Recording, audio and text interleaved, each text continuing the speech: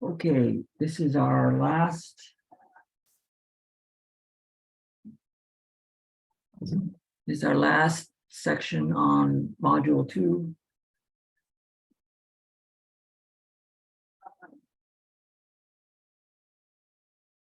Soil fertility evaluation by plant analysis. We'll do a little bit on next time on fertilizer calculations. I did that one in class, so this is the last one I'm doing from home. Here we go.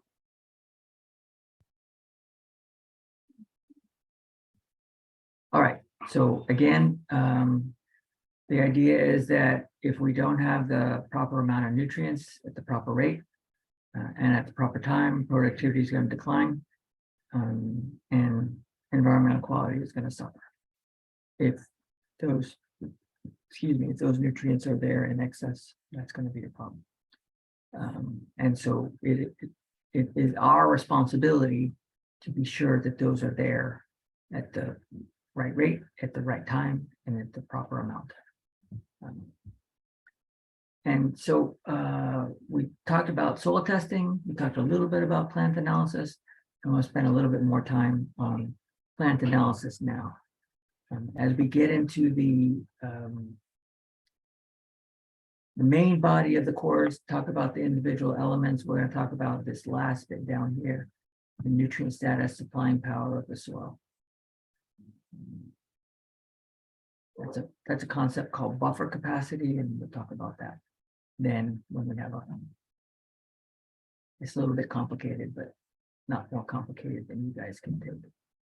All right, and so there's this idea of qualitative versus quantitative. I've sort of teed this up a little bit before. There's this idea of nutrient deficiency symptoms. They're very difficult to do. I'm going to mention again that the horticulture people are way ahead of this, of everybody on this, especially in certain species, because they have a single crop and year after year after year, and a lot of experience. Those of you in the agronomic arena, there are county agents, crop consultants who have extensive experience with specific crops and specific regions. If you can find a person like that, make friends with them. Extract as much knowledge as you can, because that's invaluable information to know. Useful to know, extremely useful to know. We're not going to spend a lot of time on that. We've talked about it before. Here are some of the things to look out for. We talked about blossom end rot before. Here's another representation of the diagram that I said was useful, whether the symptom is on the old leaves or the new leaves, the younger leaves. Here's some more pictures. Again, I don't find them very helpful. Again, if you have a lot of experience with a single crop, especially on particular soils or in a greenhouse environment, you can, in some cases, get really good at it, especially if you have a lot of experience in plant pathology and pest management. Right? I don't want to entirely discount them. I'm just saying treat them with respect, recognizing that you may be wrong. All right, so they're hard. They're hard. One thing that hasn't been done a lot is to think about roots as a way to diagnose deficiency symptoms. One obvious reason for that is that, one, they're hard to get to. The second is that because they're white, they don't have a lot of obvious symptoms. The one characteristic example is something called clubroot syndrome, which is a short stubby root that's characteristic of aluminum toxicity, which is common in acid soils. We'll talk about that when we get to that section of the class. So I've said all these before. We don't have to belabor them. I think this one is the most important one. Just because you're seeing a symptom that's characteristic of one element doesn't mean that there's not more than one element that's limiting yield, right? And I think that's a major limiting factor of using deficiency symptoms to diagnose fertility problems. Okay, and so if you've got this issue of hidden hunger, right? And so that's especially important when you've got two possible elements causing an issue. You see one, the one that's causing the symptom, but you don't see the one that's hiding there. Okay, so there are useful ways to look at nutrient deficiency symptoms, and that is, you're looking out on across a greenhouse or across a field, right? And you're seeing parts of the field or parts of the greenhouse that are having problems, and so that should alert you that there's something going on that requires you as the professional to investigate further. And one of the things that you can investigate, one of the tools you have, is to follow up with some kind of tissue testing, which is what we want to talk about next year, right? Tissue testing is also not without its problems. It can include both in-field and laboratory determinations. By that I mean you can make the measurements in the field, or you can collect a sample and send it to a laboratory.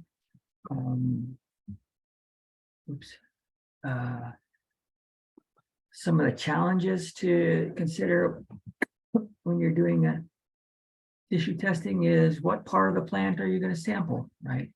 And so think outside the lettuce box. Think about something that grows taller and has multiple branches coming off it, like tomato or peppers or something like that. Do you want to sample a branch that's coming off closer to the ground? Do you want to sample something that's closer to the top? Which leaf do you test? What time of day do you want to sample? Things like nitrate, we know, vary throughout the day, right? They vary what we call diurnally. And then, seasonal, or what I wrote down there is time of year. And so that's more important for your perennial crops, your fruit crops, right? So all those things have to go into your consideration of your tissue sampling procedure protocol. But again, if this is something you're going to do, your tissue testing laboratory will have guidelines for you to follow for the crop that you're interested in growing. The WVU laboratory does not offer tissue sampling services, but there are laboratories that do. And in this region, the ones I'm most familiar with are the forage laboratories. They will offer you advice for how to sample. Okay. One of the problems with tissue testing is that they're plants, right? They're biological organisms, and they're responding to their environment, which is constantly changing. And so we're not hitting a number, right? We're not hitting a critical nutrient concentration. There's all this variability. And so we typically see these expressed as critical nutrient ranges. And so just here's an example of some for a few crops that I was able to dig out for nitrogen, some of the elements. And so they range, right? So, and I don't even recall now what parts of the plant these are for. But you get the idea, right? And again, the horticulture people are way ahead here because their harvestable parts have such high value, right? We typically don't see tissue testing done for oats and soy and corn, but we definitely are going to see an interest in doing it for apples and carrots, and you're going to see it for strawberries, things that are worth thousands and tens of thousands of dollars per acre. It is a challenge to do, right? Because you have to think of a lot of plant morphology issues, right? Here's a diagram. Well, actually, it's a photograph of a corn plant with all the bits labeled. So the tassel and the ear, and then you can't see it, but that leaf that hangs down, the one you grab when you go to shuck it off in the summer, is the flag leaf. And so you know, different parts of I'm sorry, that's the ear leaf. The flag leaf is way up here. So you have to think about where you're gonna sample. Are you gonna sample the whole plant? And if you're gonna sample the whole plant, how many plants do you sample? How do you grind that up to get it into your into a form that you can analyze? And so I'll just make an aside here. An instrument like the ICP can only analyze a sample that's in a liquid form. And so you harvest a whole corn plant like this, right? You have to grind it up. You have to digest it somehow, typically in hot boiling nitric acid. And then that acid has to get diluted because concentrated acid is way too strong to send through an ICP. And then you can analyze it. Whereas an instrument like an XRF or one of the other things that I've shown you in the past, you can just analyze directly the whole plant. Just another, I sound like I'm a vendor for XRF, and I'm really not. I just think it has a lot of potential. All right, so different plant parts, and for the different elements, you're going to get back a range, right? This critical nutrient ranges. So advantages, it's a direct measurement of the nutrient availability. There's just no question about that. You're directly measuring what's in the plant, right? We don't have these for all the crops, right? More and more we're getting them, but we just don't. Sampling time and stage are critical. The nice thing about the elements, at least the metallic elements, is that it's not always as critical that we store them properly, right? Nitrogen, it is, if you cared about nitrogen, but you know, the calcium's not going anywhere. You should refrigerate it just because that's good protocol, but it's not absolutely necessary. But it is sample intensive, right? You've got to take a lot of samples, and you're typically taking them in the hottest part of the year. So this is an example of the plant. I talked about this last time, the nitrogen test that some laboratories do, a nitrogen test that some laboratories do on plant samples is the end of season, so they call it late season, corn stalk nitrate test. So again, it's too late to do anything about it. It's a postmortem, right? And so you sample a bunch of corn stalks 6 inches above and then 12 inches above that. So a very specific part of the corn stalk. And it's like 20 stalks or something randomly throughout the field. You bundle all of those up, you send them in. They will grind them, extract the nitrate from them, and then tell you how much nitrogen is left in your corn. And that tells you whether you over fertilized or under fertilized.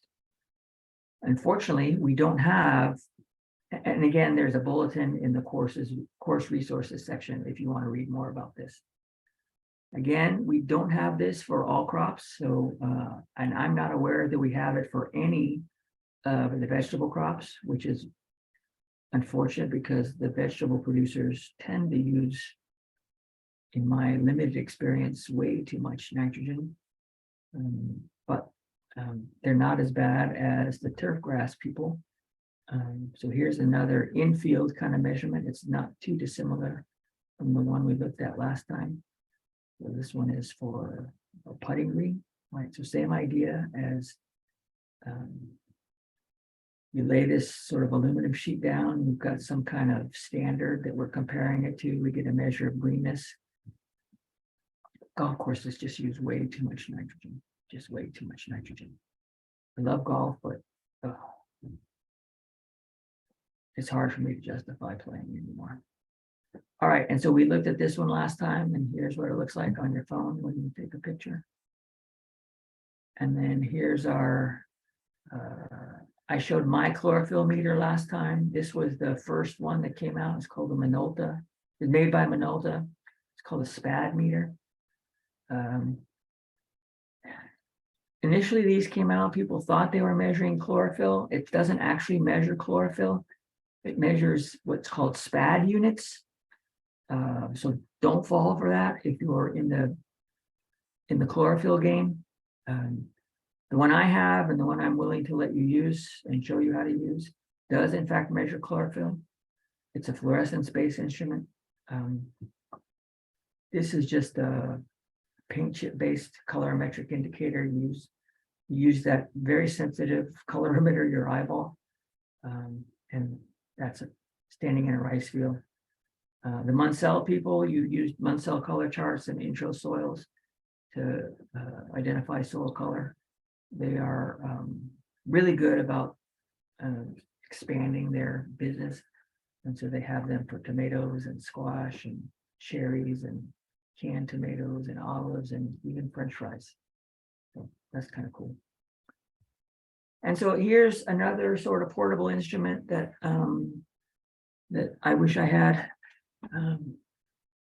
because I kind of have a problem. It's a portable infrared spectrometer.